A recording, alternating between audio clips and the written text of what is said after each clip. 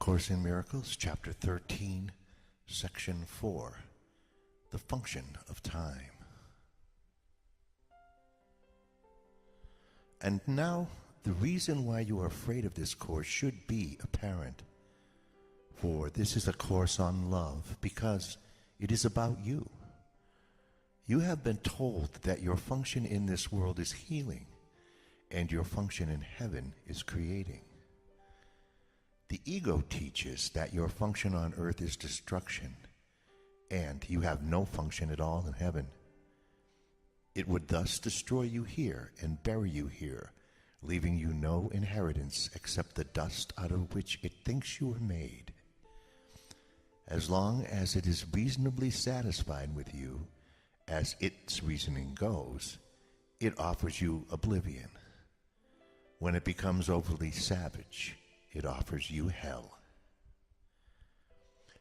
Yet neither oblivion nor hell is as unacceptable to you as heaven. Your definition of heaven is hell and oblivion, and the real heaven is the greatest threat you think you could experience. For hell and oblivion are ideas that you made up, and you are bent on demonstrating their reality to establish yours. If their reality is questioned, you believe that yours is, for you believe that attack is your reality, and that your destruction is the final proof that you were right. Under the circumstances, would it not be more desirable to have been wrong, even apart from the fact that you were wrong? While it could perhaps be argued that death suggests there was life, no one could claim that it proves there is life.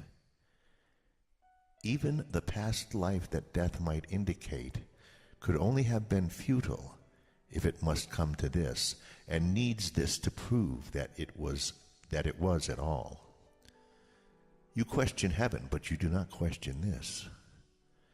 Yet you could heal and be healed if you did question it.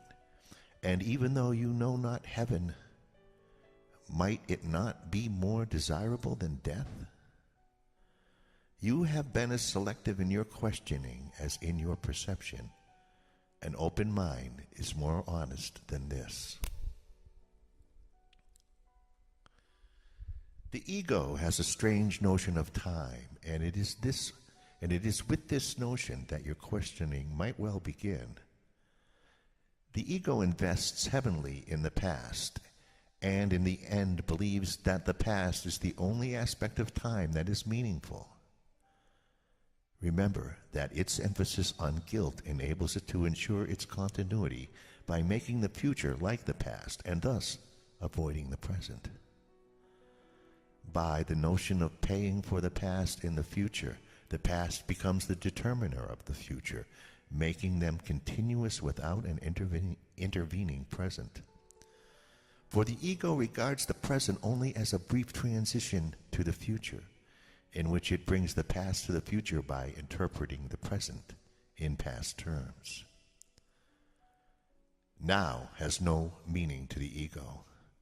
The present merely reminds it of past hurts, and it reacts to the present as if it were the past. The ego cannot tolerate release from the past, and although the past is over, the ego tries to preserve its image by responding as if it were present. It dictates your reactions to those you meet in the present from a past reference point, obscuring their present reality.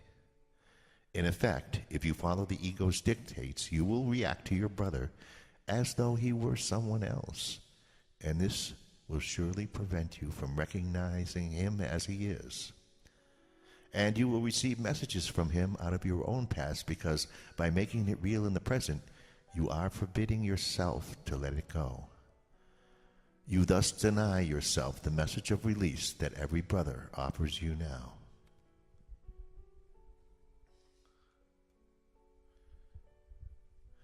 The shadowy figures from the past are precisely what you must escape. They are not real, and have no hold over you unless you bring them with you. They carry the spots of pain in your mind, directing you to attack in the present in retaliation for a past that is no more. And this decision is one of future pain. Unless you learn that past pain is an illusion, you are choosing a future of illusions and losing the many opportunities you could find for release in the present. The ego would preserve your nightmares and prevent you from awakening and understanding they are past. Would you recognize a holy encounter if you are merely perceiving it as a meeting with your own past? For you would be meeting no one, and the sharing of salvation which makes the encounter holy would be excluded from your sight. The Holy Spirit teaches you always meet yourself, and the encounter is holy because you are. The ego teaches you always encounter your past, and because your dreams were not holy, the future cannot be, and the present is without meaning.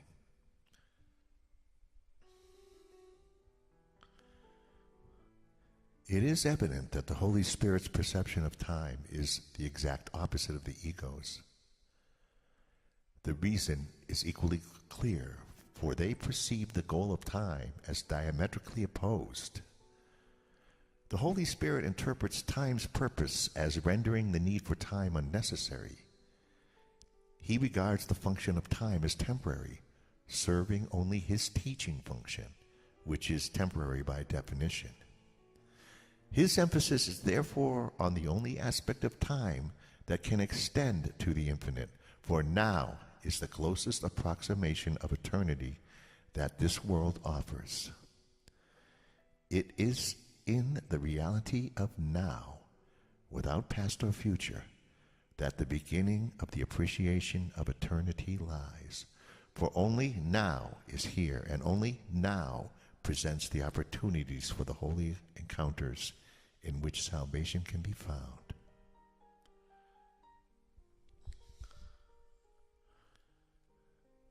The ego, on the other hand, regards the function of time as one of extending itself in place of eternity. For like the Holy Spirit, the ego interprets the goal of time as its own. The continuity of past and future under its direction is the only purpose the ego perceives in time, and it closes over the present so that no gap in its own continuity can occur.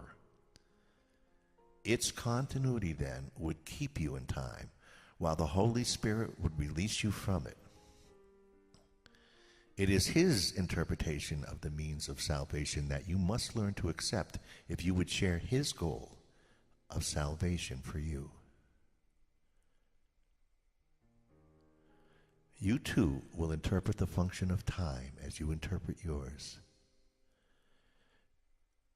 If you accept your function in the world of time as one of healing, you will emphasize only the aspects of time in which healing can occur.